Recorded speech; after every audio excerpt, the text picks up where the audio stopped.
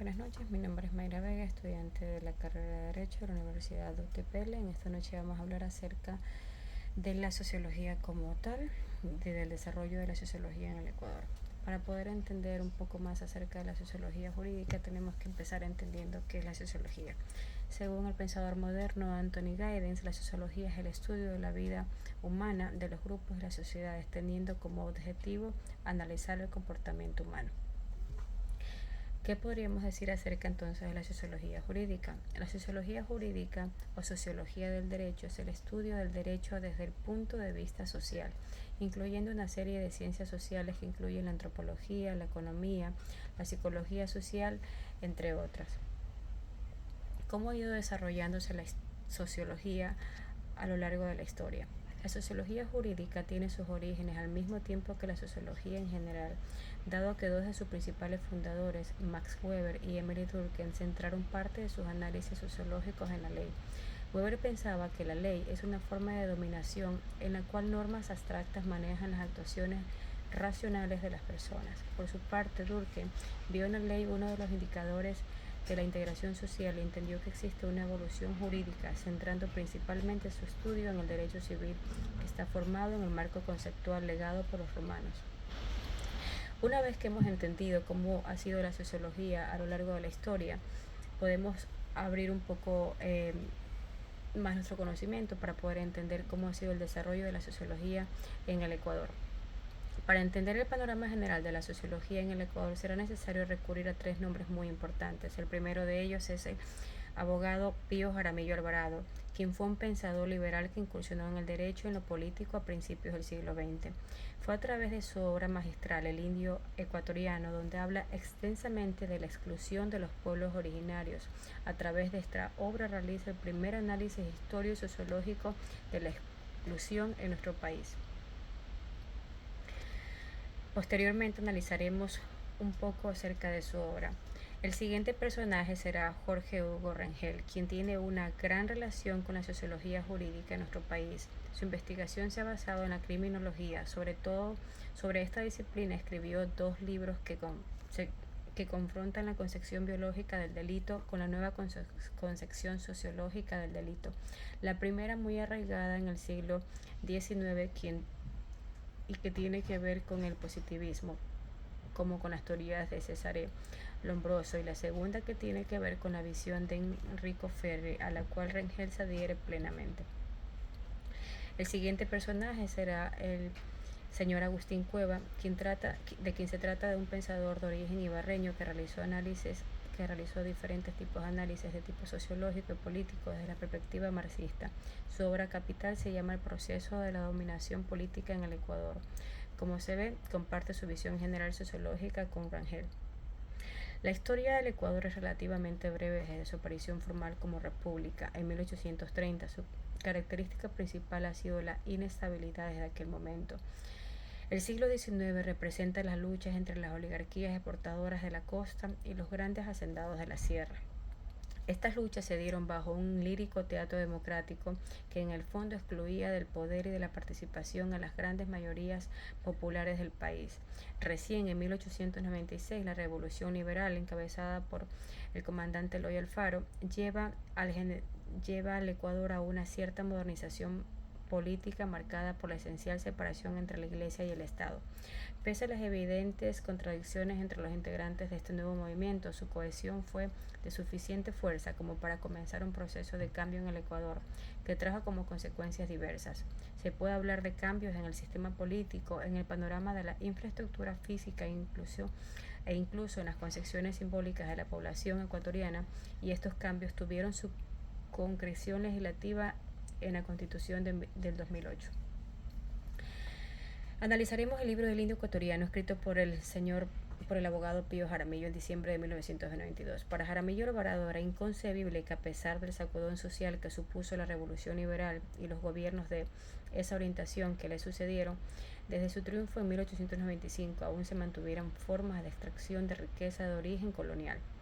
Empero, y más allá del espanto que producía en el jurista ilustrado las terribles condiciones en que se desenvolvía la miserable vida de los indígenas serranos, Su airado reclamo tenía más que ver con el freno que estas condiciones económicas suponían para la modernización del agro y para el desarrollo de la naciente república.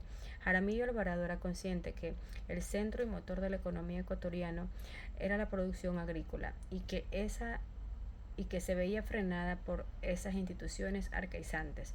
La sujeción a la que estaba sometida la fuerza de trabajo indígena al interior de los latifundios propiciaba para esas dos estrategias coloniales no permitía la transformación de las poblaciones de los indios las poblaciones de indios en obreros agrarios modernos y con eso no abría el paso para la modernización económica y social de la nación.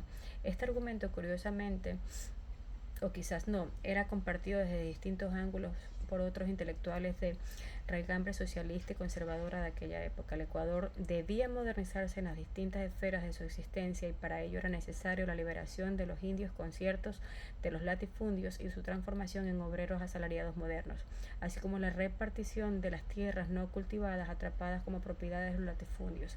Esa era la programática política de los intelectuales de distintas relea ideológica.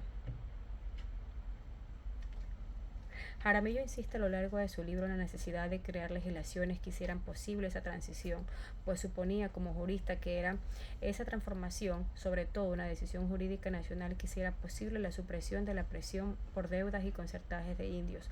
Su grito de guerra siempre fue un proyecto de ley de indios, la ley que debía comprender derechos jurídicos del indígena y derechos políticos y sociales. Jaramillo sustentaba sus aspiraciones libertarias en un argumento comprensible a todas luces. En la costa ecuatoriana las cosas se movían en esa dirección. La liberación de los indios traía como consecuencia su transformación en cholos y montubios. Esto es, pobladores mucho más conectados con ese proceso de modernización. El futuro del país deja leer el argumento del texto. Claro, que era una nación de cholos y montubios incorporados en el derrotero modernizante de la República Andina. En lo social, esta liberación tenía su correlato en el mestizaje. Su texto se cierra con un diagnóstico urgente para la época y con un inobjetable plan y compromiso nacional. Para realizar la obra civilizadora que en el concierto americano le toca al Ecuador, tiene que resolver el problema del indio como la cuestión fundamental de su programa constitutivo. Y este problema del indio ha de resolverse perentoriamente, la cultura humana así lo exige. 100 años después de este bienaventurado sueño liberal y a pesar de una tibia reforma agraria acaecida en nuestro territorio en la sexta década del siglo pasado, el problema del indio y el problema de la tierra, aunque desde otras perspectivas, siguen siendo la cuestión fundamental del programa constitutivo del Estado de nuestro país. Las preguntas obvias que exigen algunas respuestas son: ¿qué pasó con ese programa? ¿Dónde fallaron los proyectos modernizantes? ¿Por qué los indios no dejaron de ser indios para devenir obreros asalariados en lo económico y mestizos en lo cultural? Los sucesivos intentos de fundar una nación de iguales, políticos y culturalmente hablando, de superar el problema indígena, el latifundismo, desde una supuesta modernización ciudadanizante, es decir, desde la construcción de un Estado burgués moderno que incorpora a todos sus pobladores como iguales, por reiterativo que suene, no se lograron concretar en el Ecuador. Evidencia de aquello es que transitaba ya la primera mitad del siglo XXI y seguimos refiriéndonos a varios pueblos y a varias nacionalidades bajo el genérico de indígena, de indios y no bajo el igualitario estandarizado político de ciudadanos. Además, cuando los referimos, los tratamos muchas veces como si se tratase de una población distinta y hasta opuesta a una mayoría mestiza, sobre todo a una minoría blanca. Una población que para muchos sigue anclada en el pasado y se resiste a su modernización. El clivaje racial lamentablemente sigue sosteniendo discursos excluyentes, discriminatorios y xenófobos, cuando de organizar la vida social y política de este país se trata. Este es nuestro resumen del libro del indio ecuatoriano. Y de esa manera llegamos a la conclusión de que la sociología en nuestro país ha sido fundamental para poder avanzar con los grupos excluidos de nuestro país. Es importante llegar a la acotación de que sin la sociología jurídica, sin la sociología como tal, no podríamos tener bases fundamentales para decir cómo ha ido avanzando la sociología a lo largo del tiempo en nuestro país. Muchísimas gracias.